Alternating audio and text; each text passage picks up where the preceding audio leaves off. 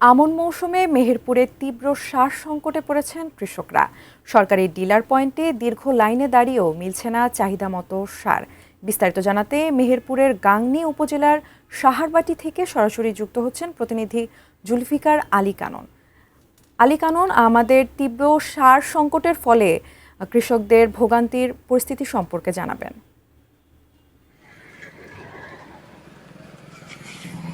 ধন্যবাদ অর্পা। যেমনটি বলছিলেন অর্পা, একটু জানিয়ে রাখি, মেহেরপুর কিন্তু কৃষি ভিত্তিক একটি জেলা। এই জেলার প্রায় 60,000 হেক্টর জমিতে চাষ হয় এবং আবাদযোগ্য জমিটা পুরোটাই কিন্তু চাষ হয়। এবং মেহেরপুর 3 ফসলি এলাকার জমি। এখানে কিন্তু সারা বছর সারের চাহিদা থাকে। বিশেষ করে ধান, পাট, আখ, তামাক থেকে শুরু করে সবজির বিভিন্ন ধরনের সবজি চাষ হয় এই জেলায়। অর্থাৎ বাংলাদেশের অন্যান্য জেলার চাইতে কিন্তু মেহেরপুর জেলায় এই সারের চাহিদাটা বেশি। যদি আমি একটু বলি যে মেহেরপুর জেলায় সারের যে চাহিদাটা থাকে সেটা হচ্ছে 40,000 টন ইউরিয়া থাকে, 19,500 টন টিএসপি, 21,000 টন ডিএপি চাহিদা থাকলেও কিন্তু বরাদ্দ পায় একেবারে অর্ধেকেরও কম। শুধুমাত্র চলতে আউশ মৌসুমে 6,000 হেক্টর জমিতে চাষ হয়েছে এবং এখানে প্রায় 6,000 টন ইউরিয়া, 4,000 টন এমওপি এবং 2,000 টন ডিএপি সারের চাহিদা রয়েছে।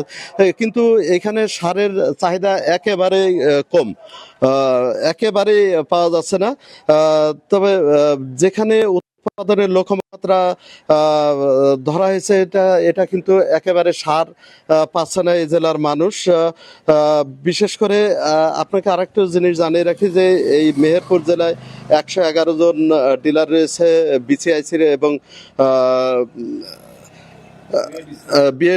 বিএডিসির আছে 111 জন এবং বিসিআইসির ডিলার রয়েছে 35 জন।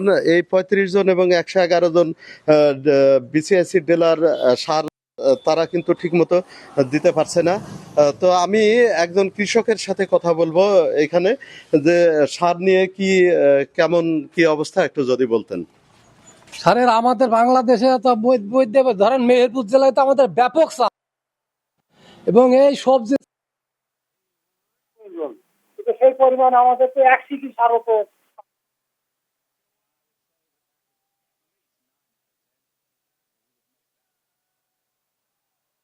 1350 টাকা, বাইরে কিনতে গেলে 2,000 টাকা, 2,200 টাকা দাম। ধন্যবাদ। আসলে আমরা শুনছিলাম যে সারের কি অবস্থা, তবে তারা বলছেন যে সারটি আমরা ডিলারের কাছে যে দামে সরকারি ভর্তুকি মূল্যে যে দামে সার পাওয়ার কথা ছিল সেই দামে কিন্তু পাচ্ছি না। প্রতি বস্তা কিন্তু 700 থেকে 800 টাকা বেশি দিলে কিন্তু আবার সার মিলছে। তো মেহেরপুরের সার সংকট নিয়ে এই ছিল আমার কাছে সর্বশেষ। অর্পা।